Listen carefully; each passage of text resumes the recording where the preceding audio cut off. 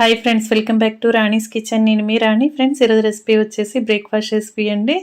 హెల్తీగా చేసుకునే breakfast recipe, సింపుల్గా చేసుకోవచ్చు. డైలీ ఇడ్లీ దోశ తింటూ ఉంటాం. ఒక్కసారి ఈ బ్రేక్ఫాస్ట్ని చేసి ఇంట్లో అందరికీ కూడా సర్వ్ చేసి చూడండి. టేస్ట్ అనేది చాలా చాలా బాగుంటుంది. చాలా సింపుల్గా అయిపోతుంది. డైలీ ఇడ్లీ దోశ పెట్టే కన్నా పిల్లలకు అదే ఇడ్లీ పిండితో నేను చూపించిన ప్రాసెస్తో పిండిని కలిపి ఒక్కసారి ఈ బ్రేక్ఫాస్ట్ని ట్రై చేసి చూడండి. పిల్లలకి పెద్దవారికి అందరికీ కూడా నచ్చుతుంది. ఒక్క దోశ తిన్నామంటే కడుపు నిండుగా చాలా టేస్టీగా అనిపిస్తుంది. ఆ ప్రాసెస్ అంతా చూద్దాం. వీడియోని ఫస్ట్ నుంచి లాస్ట్ వరకు చూడండి. మధ్య మధ్యలో స్కిప్ చేయకుండా చూడండి.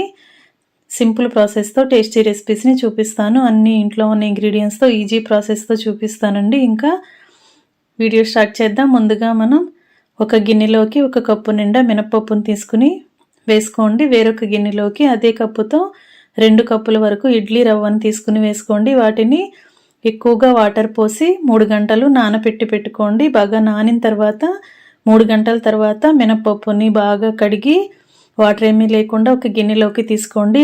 వేరొక గిన్నెలో నానబెట్టి పెట్టుకున్న ఇడ్లీ రవ్వని కూడా 4-5 సార్లు వాటర్తో ఎక్కువగా కడుక్కొని వాటర్ అన్నీ పిండుకుని వేరొక గిన్నెలోకి పెట్టుకోండి. ఇప్పుడు కడిగి పెట్టుకున్న మినపప్పుని మిక్సీ జార్లోకి వేసుకుని నేను చూపించిన విధంగా వాటర్ని యాడ్ చేసి సాఫ్ట్గా గ్రైండ్ చేసుకోండి. మనం ఇడ్లీ బ్యాటర్ అనేది రెడీ చేయబోతున్నామండి. ఎక్కువగా మరీ జారుగా కాకుండా మరీ గట్టిగా కాకుండా చూసుకుంటూ వాటర్ని యాడ్ చేస్తూ గ్రైండ్ చేసుకోండి. మధ్య మధ్యలో చూసుకుంటూ వాటర్ని యాడ్ చేయండి.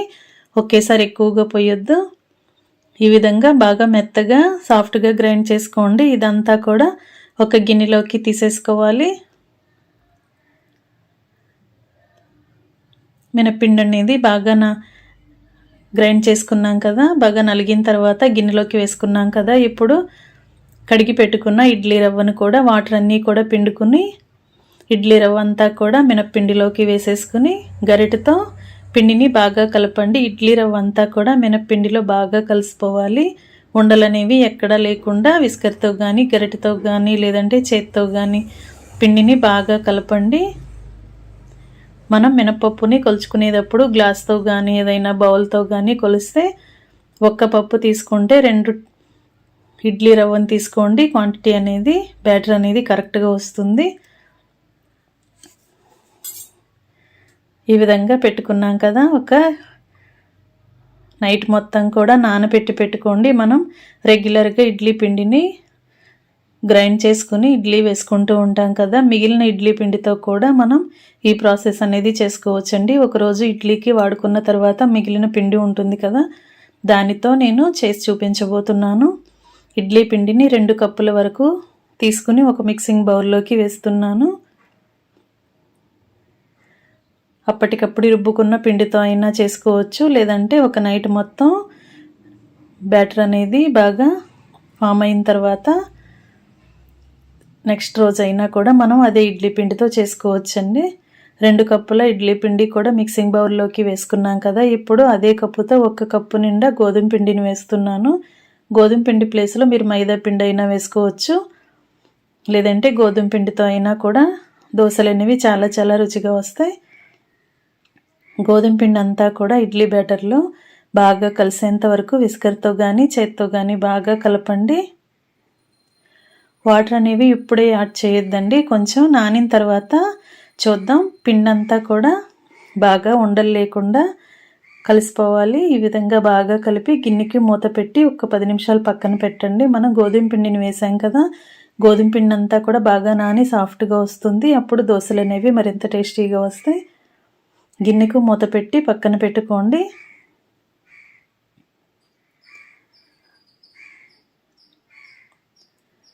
ఈ విధంగా మనకి బ్యాటర్ అనేది జారుగా ఉండకూడదు, అలాగని గట్టిగా ఉండకూడదండి. ఈ విధంగా పెట్టుకొని గిన్నెను పక్కన పెట్టుకోండి. అరగంట తర్వాత పిండి బాగా నానిన తర్వాత చూపిస్తున్నాను. గోధుమ పిండి అంతా కూడా బాగా నాని ఉంటుంది. ఇప్పుడు సన్నగా కట్ చేసి పెట్టుకున్న ఉల్లిపాయ ముక్కలు 1 కప్పు వేసుకుని సన్నగా కట్ చేసుకున్న పచ్చిమిర్చి ముక్కలు కూడా మీ ఘాటుకి తగ్గట్టుగా వేసుకుని కట్ చేసుకున్న కొత్తిమీరని కరివేపాకుని వేసుకుని క్యారెట్ తురుము కూడా ఒక అరకప్పు వరకు వేసుకోండి. టేస్ట్కి సరిపడా సాల్ట్ వేసుకుని ఒక పావు టీ స్పూన్ వరకు వంట సోడా వేసుకోండి. తగినన్ని వాటర్ని కూడా యాడ్ చేసి మనం వేసిన ఇంగ్రీడియంట్స్ అన్నీ కూడా ఇడ్లీ బ్యాటర్లో కలిసేంత వరకు గరిటెతో బాగా కలపండి. ఇంకా దోసపిండి అనేది రెడీ అయిపోయిందండి. పిండిని బాగా కలుపుకొని ఒకసారి పిండి టేస్ట్ చూసుకోండి. సాల్ట్ కానీ మీ టేస్ట్కి తగ్గట్టుగా లేకపోతే అడ్జస్ట్ చేసుకుని ఒక టీ స్పూన్ వరకు జీలకర్రను కూడా వేసి వంట సోడా, సాల్ట్, జీలకర్ర అన్నీ కూడా పిండిలో కలిసేంత వరకు బాగా కలుపుకొని స్టవ్ ఆన్ చేసి తవా పెనం పెట్టుకోండి. ఇలా తాళింపు వేసుకునే పెనం ఉంటుంది కదండి, పోపు పెనం పెట్టుకుని దానిలోకి ఒక గరిటె వరకు ఆయిల్ పోసుకుని ఆయిల్ కాగిన తర్వాత కలిపి పెట్టుకున్న పిండిని 2-3 గరిటెల వరకు వేసుకుని కళాయికి మూత పెట్టుకుని లో ఫ్లేమ్లో ఉడికించండి. హై ఫ్లేమ్లో ఉడికించామంటే పైనంతా కూడా క్రిస్పీగా అయిపోతుంది, లోపల పిండి పిండిగా ఉంటుంది. ఫ్లేమ్ మొత్తం తగ్గించి మాత్రమే ఉడికించినట్లయితే లోపల వరకు బాగా క్రిస్పీగా ఉడుకుతుందండి, ఫ్రై అవుతుంది, పచ్చిగా లేకుండా టేస్టీగా వస్తుంది. ఇలా లో ఫ్లేమ్లో బాగా ఉడికించిన తర్వాత 2 వైపులా కూడా ఈవెన్గా ఫ్రై చేసుకున్న తర్వాత ప్లేట్లోకి తీసేసుకోండి. ఇదే ప్రాసెస్తో మనకి ఎన్ని దోశలు కావాలన్నా కూడా ఇదే పిండితో ఇదే ప్రాసెస్తో ఫ్లేమ్ సిమ్లో పెట్టుకుని ఉడికించుకోవటమే.